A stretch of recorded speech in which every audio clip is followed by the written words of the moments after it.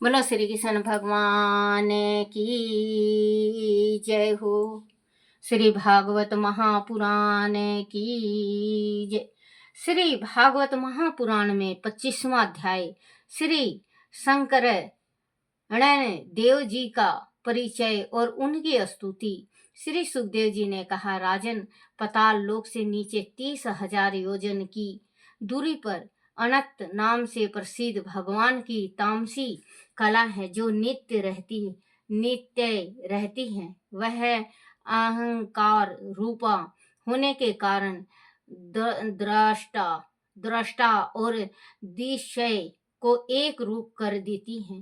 पंच राज आगम के अनुमाई भक्त जन इस शंकरण देव कहते हैं। इन भगवान अनंत के 1,000 मस्तक हैं और वह सारा भू मंडल एक सरसों के दाने के समान उनके एक मस्तक पर रखा हुआ है।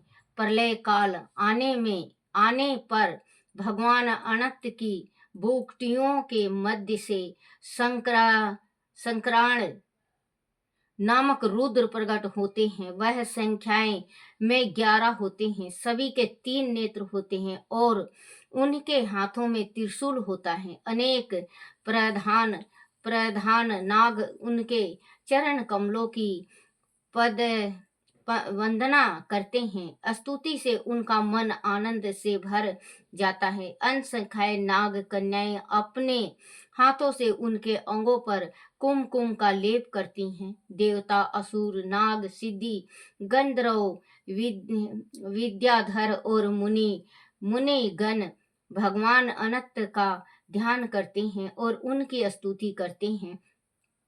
भगवान शंकरण के शरीर में नीलंबर और कानों में बड़े बड़े कुंडल शोभामान होते हैं। गले में वैजयंती माला धारण करते हैं। नवीन तुलसी और माकरंद से उन्नत हुए और निरंतर उनके आसपास मधुर गुंजार करते रहते हैं।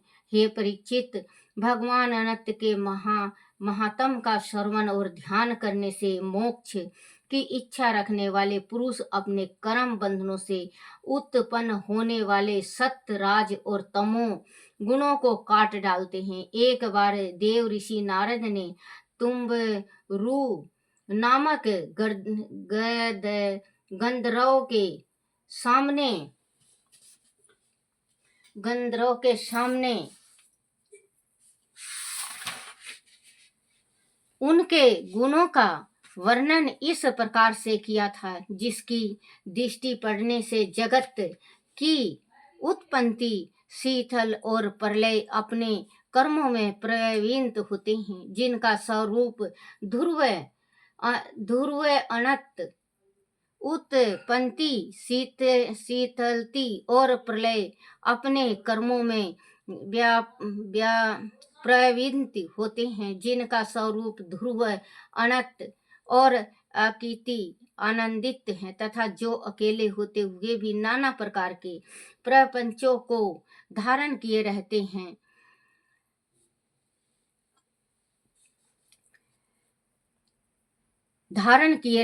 उन देव संकर्षण के प्रभाव को कोई कैसे जान सकता है। हमें सभी करुणा सागरमय और उदय वीर उन संकर्षण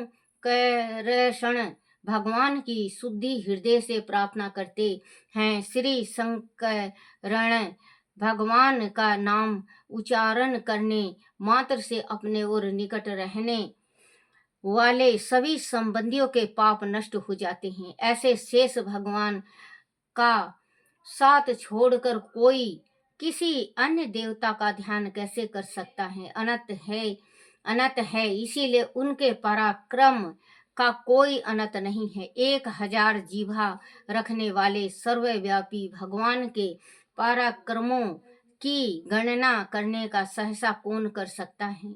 उनका गुण और प्रभाव असीम है। ऐसे प्रभावशाली भगवान अनंत रसातल भूमि के मूल में अपनी स्वतंत्र महिमा से इस पृथ्वी को धारण किए हुए हैं। हे राजन, भोगों की कामना करने वाले जीव की यह दुनिया है। वह मनुष्य अपने कर्मों के अनुसार ही अपने कर्मों का फल प्राप्त करते हैं। जैसे मैंने अपने गुरुओं के मुख से सुना था, वैसा ही मैं यह वर्णन कर रहा हूँ। मनुष्य जब प्रवृत्ति मार्ग पर चलते हुए धर्म के अनुसार ऊंची नीची गति से चलता है, तब उसी गति के अनुसार अच्छे बुरे परिणामों को भुगतने के लिए तैयार रहना चाहिए। अब बताओ, मैं तुम्हें और क्या सुनाऊं? राजा परीक्षित ने कहा, महर्षि, लोगों को वह जो ऊंची नीची गतियां प्राप्त होती हैं, उनमें इतनी विभिन्न क्यों है? कृपा मुझे बतलाइए। बोलो श्री कृष्ण भगवान की जय। भागवत में 26वां अध्याय, नरक की विभिन्न गतियों का वर्णन। श्री सुखदेव जी ने कहा, राजन, कर्म करने वाले मनुष्य 3 प्रकार के कर्म करते हैं। कुछ सात्विक कर्म करते हैं, कुछ राजसिक कर्म करते हैं, जो कुछ तामसिक कर्म करते हैं। उनके सोचने का ढंग अलग अलग होता है। इस प्रकार स्वभाव और सोचने के ढंग में अंतर होने से उनकी गतियों में भी अंतर आ जाता है। जो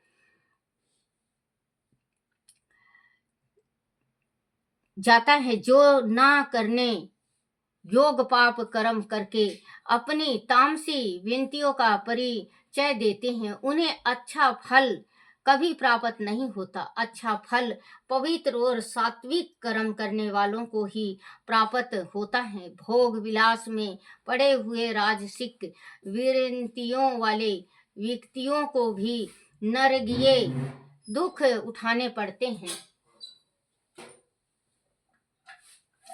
राजा परीक्षित ने पूछा, मुनिवर, वह नरक कहाँ है? क्या वह पृथ्वी पर है या पृथ्वी से अलग अथवा तीनों लोकों से कहीं अलग है? कृपया उसके बारे में मुझे बतलाइए। श्री सुखदेव जी ने कहा, राजन, वह नरक तीनों लोकों से बाहर नहीं है। वह दक्षिण दिशा में पृथ्वी से नीचे जल पर स्थल है। वह पर हमारे महापुरुष जन रहते हैं, जो मृत्यु के उपरांत हमारा साथ छोड़ गए हैं।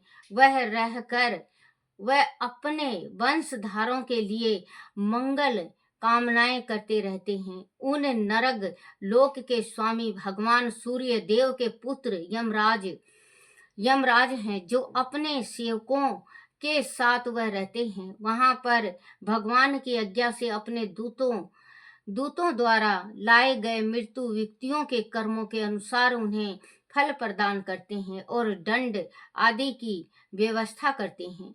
राजन, प्रिय विद्वान नरकों की संख्या 21 बताते हैं, परंतु वह सभी अलग अलग नरक नहीं है। वह सभी विशाल नरक के भाग हैं, जहाँ पर जीव का उनके कर्मों के अनुसार कर के रखा जाता है। उन विभागों के नाम हैं तामिसत्र, अंत तामिश्रत्र, रो, महारो, कुंभी पाक, कालसूत्र, असित्रवन, सुकूर मुख, अंधकूप, किमी भोजन, संदेश, तप्त, सुमी, ब्रज कट, कालमिनी, ली, वेतरणी, युयोद, प्राणरोधा, विषासन, लाल भक्षण, सारा, मैदान, अविची और अन्य पान।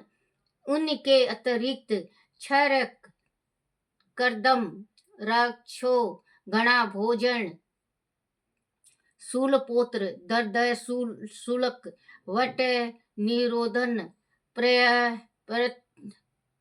प्रयावर्तन और सूची मुख, इन सातों को मिलाकर कुल 28 नरक अथवा नरक के विभाग बन जाते हैं। वह पार जीव अपने कर्मों के अनुसार तरह तरह की यातनाएं भोगते हैं। 28 नरक है बच्चों। अगर हमारे से कोई गलती हो जाए, भूल हो जाए या हमसे कोई पाप हो जाए तो हमें 28 नरक भोगना पड़ता है, क्योंकि जस करनी जस भोग हुताता, नरक जात काहे पछताता। जैसा कोई करेगा वैसा भोगेगा। तो इसी वास्ते कोई किसी को ये नहीं कहता, अपने मन से कोई भी नहीं कहता कि ये चीज होगा, क्योंकि जो कुछ भी लिखा होता है, ग्रंथ में लिखा होता है और वही चीज सामने आती है और वही कहा जाता है। मैं इसमें कहती हूँ कि भक्ति किया करो। भक्ति बिन हमारी मुक्ति नहीं होती, गुरु बिना गति नहीं होती, क्योंकि भगवान को भी केवट का सहारा लेना पड़ा था और केवट ने चालाकी से अपना सारा परिवार का मुक्ति करवा डाला था उनके चरण धो के। तो कहते हैं भक्ति भाव में बहुत श्रद्धा होता है। और 27 नरक है। 27 नरक में सबसे बड़ा रोरो नरक है, जिसमें इंसान चला जाता है तो बहुत ज्यादा ही तकलीफ पाता है। तो नरक से बचो और भगवान की भक्ति करो। अलग नरक नहीं है।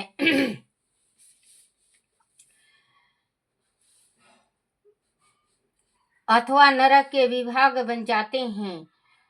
यह पर जीव अपने कर्मों के अनुसार तरह तरह के यातना भोगते हैं। उदाहरण के रूप में जो पुरुष दूसरों के धन का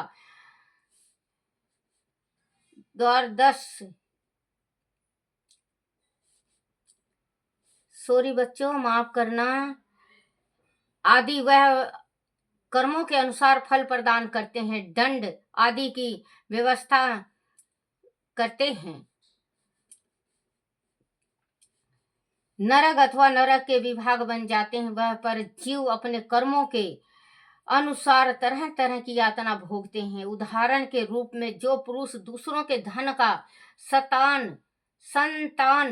दूसरों के धन का संतान और स्त्री का हरण करता है, उस यमराज के भयानक दूत काल पासा में बांधकर ताम्रस्त्र नामक नरक में धकेल देते हैं। उसे अंधे नरक में उसे भूखों तड़फना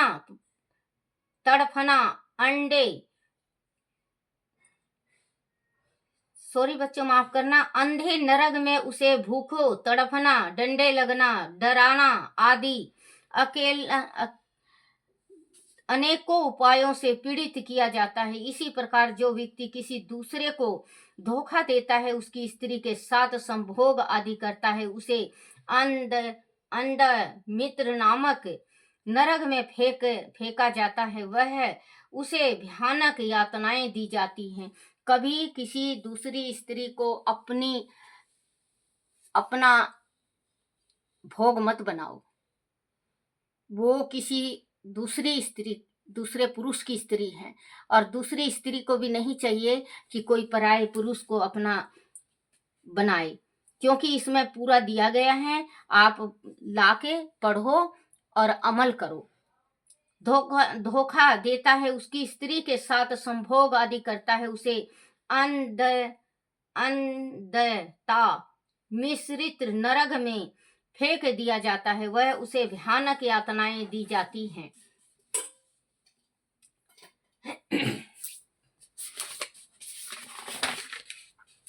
जो पुरुष अपने ही स्वार्थ पूर्ण करने में लगा रहता है और अपने अभिमान के वासीभूत होकर अपने को ही सर्वोपरि मानने लगता है, उसे यमदूत रोरो नरक में डाल देते हैं। वह जिन लोगों को अपने स्वार्थ पूर्ति के लिए सताया होता है, वह उसके भूत बनकर उसे सताते हैं। वह भूत प्रिय रुरु नामक भयानक क्रूरता रखने वाले जीव का रूप धारण करके उसे कोच कोच कर सताता है। ऐसे ही महारोरो नामक नरक है, जिसमें लोभी व्यक्ति को डाला जाता है। रू नामक जीव उसके मांस को कच्चा मांस खाने वाले जीव की तरह नोच नोच कर खाते हैं। जो पुरुष क्रूरता के साथ पशु पक्षियों आदि का वध करके अपना पेट पालते हैं, वह हृदयहीन पुरुष को यमदूत कुंभी पाक नामक नरक में डाल देते हैं। वह उन्हें खोलते हुए तेल में डालकर पकाया जाता है। जो मनुष्य इस लोक में अपने माता पिता और गुरु का अनादर करते हैं, ब्राह्मणों और वेद ज्ञान का विरोध करते हैं, उन्हें यमदूत काल सूत्र नामक नरक में डाल देता है। इसका घेरा 10,000 योजन लंबा चौड़ा है। इसकी भूमि तांबे की है। इसका अग्नि से तपा हुआ मैदान जलता रहता है। ऊपर से सूरज की तपती उनकी खाल को जलाकर राख कर देती है। जिस पर नरक में लाया जाता है, जलाकर राख कर देती है। जिसे इस नरक में लाया जाता है, वह नर पशु व्याकुल होकर भीषण गर्मी और भूख प्यास से हजारों बरस तक तड़पते रहते हैं। जो पुरुष पखंड का सहारा लेकर धार्मिक अनुष्ठान करता है और वैदिक धर्म के सत्य मार्ग को अकारण ही छोड़ देता है, उसे यमदूत 80 पत्रवर्ण नामक नरक में ले जाते हैं। वहां के तलवार की धार जैसे पत्ते उसके शरीर को काट काट कर जख्मों से भर देते हैं। ऊपर से यमदूत उन्हें करोड़ों कोड़ों से पीटते हैं। वह रोते हैं, चिल्लाते हैं, चीखते हैं, चिल्लाते हैं। यह यमदूत को उस पर जरा भी दया नहीं आती। संसार में जो लोग राजा यह राज कर्मचारी हैं, जब वह निरपराध व्यक्ति को सताते हैं, उसे तरह तरह से परेशान करके दंड देते हैं। ब्राह्मणों को दंड देते हैं, निराहा जीव की हत्या करते हैं, उन्हें सूकर मुख नामक नरक में गिरना पड़ता है। उन्हें वह कुल में कोल्हू में पेरा जाता है। जो व्यक्ति इस लोक में कीट पतंगा खटमल मच्छर आदि शुद्ध जीव को मारते हैं, उन्हें अंधकूप नामक नरक में डाला जाता है। वह शुद्ध जीव उन्हें हर प्रकार से काट कर पीड़ा पहुंचाते हैं। जो लोग इस लोक में 5 यज्ञ किए बिना और बिना पूजा पाठ के ही दूसरे के दिए भोजन को करते हैं, उन्हें कौवे के समान कहा जाता है। उन्हें परलोक में कुमी नामक भोजन नामक कीमी भोजन नामक कुष्ठ नामक में गिराया जाता है। वह 1,00,000 योजन लंबा चौड़ा कीड़ों का एक कुंड है। बोलो श्री कृष्ण भगवान की जय हो। श्री कृष्ण गोविंद हरे मुरारी, हे नाथ नारायण वासुदेवाय, हे नाथ नारायण वासुदेवाय, हे नाथ नारायण वासुदेवाय। श्री कृष्ण गोविंद हरे मुरारी, हे नाथ नारायण वासुदेवाय। आरती श्री भागवत भगवान की है, आरती पापियों के पाप को है तारती। आरती श्री भागवत भगवान की है, आरती पापियों के पाप को है तारती। बोलो श्री कृष्ण भगवान की जय हो। ब्राह्मण घर का रुख सुख भोग कान्हा, ब्राह्मण घर का रुख सुख भोग कान्हा, रुच रुच भोग लगावे मेरे लड्डू जी, रुच रुच भोग लगावे मेरे लड्डू जी, ऐसा भोग लगाओ मेरे लड्डू जी, ऐसा भोग लगाओ मेरे लड्डू जी, सब अमृत बन जाए मेरे लड्डू जी, सब अमृत बन जाए मेरे लड्डू जी। बोलो श्री कृष्ण भगवान की जय हो। अपने अपने माता पिता की जय हो। अपने अपने गुरुदेव महाराज की जय हो। हे मेरे कान्हा, हे मेरे बंसी वाले, हे मेरे श्याम, मेरे से कोई गलती हो जाए, भूल हो जाए, कोई टूटी रह जाए, मुझे क्षमा करना, क्षमा करना, क्षमा करना।